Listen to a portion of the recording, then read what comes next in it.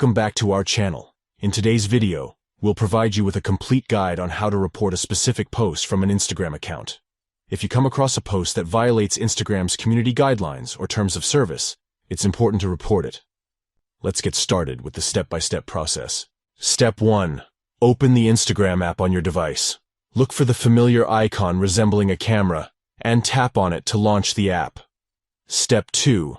Once you're inside Instagram, navigate to the account that you want to report. You can either search for the account using the search bar, or find it through your feed or explore page. Step 3. Next, tap on the 3 stacked dots icon. This will open a menu with various options for interacting with the account. Step 4. From the menu, tap on Report. This action will prompt Instagram to present you with different reporting options. Step 5. Select Report a specific post from the available options. This will bring up a menu showing the posts from the account. Step 6. Now, choose the specific post you want to report from the menu. Select the post that violates Instagram's guidelines or terms of service.